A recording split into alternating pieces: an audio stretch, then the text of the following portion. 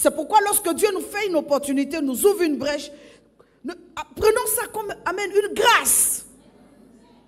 Ne restons pas là à regarder, non, mais pourquoi c'est là et pas là? Non, même le là où tu es, c'est là.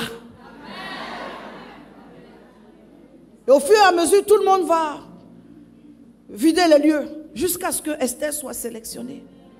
Elle vient d'où? De la maison des orphelins. Elle vient d'où? D'un petit endroit. Elle vient d'où? D'une petite histoire. Elle vient d'où? De l'anonymat. Elle vient d'où? Rien d'essentiel pour la positionner. Le plan de Dieu. Le plan de Dieu.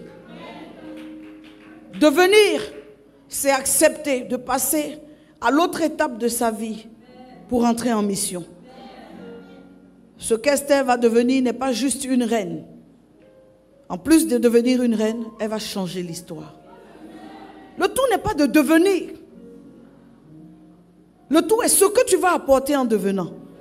Parce que si c'est pour devenir, reste où tu étais. Ça ne nous dérange même pas. On veut des personnes qui deviennent et qui sont conscientes que cette position qu'elles occupent désormais, c'est une position qui doit affecter des peuples, influencer des destinées et des vies. Pas seulement devenir pour devenir, mais devenir pour réaliser, devenir pour accomplir, devenir pour être, devenir pour faire, devenir pour changer, devenir pour arranger, pour améliorer. Cette conscience est essentielle pour celles qui, en ce 2020, vont prendre leur ascension. Parce que chaque cycle propulse des personnes. C'est pourquoi ça ne sert à rien d'être pressé et de fouiller dans la vie des gens. Parce que eux, pendant que tu les vois là, sur la plateforme, ils sont passés par des situations et des situations. Ils ont payé un prix. Tu les envies pour une seule partie de leur vie. Si on te découvre l'autre partie, c'est-à-dire le cheminement jusque-là, tu vas dire, tanti, maman, s'il te plaît, garde ta vie. Parce que là, comment on fait pour arriver là, ce n'est pas toujours facile. Ce sont les teigneux qui y parviennent. Ce sont les teigneuses qui y parviennent. Les persévérantes qui y parviennent. Ce sont les courageuses qui y parviennent. Tout le monde n'y parvient pas là comme ça. Il y en a qui abandonnent en chemin. Il y en a qui capitulent en chemin.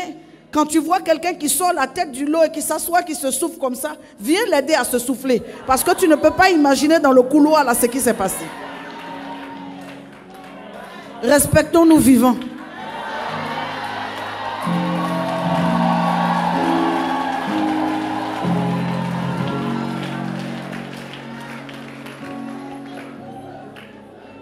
Je suis en train de dire à quelqu'un que pour chacun d'entre nous, chacune d'entre nous, il est prévu un couloir d'accomplissement.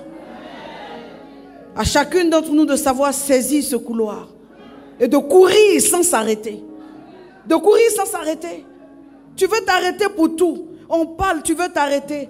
Courir même essoufflé. Ralentir peut-être dans son rythme, mais courir quand même. Parce que l'objectif, c'est d'arriver. L'objectif n'est pas de courir. On court pour arriver quelque part. Tu as vu quelqu'un qui court qui est sur place? Ça n'existe pas. On court pour avancer.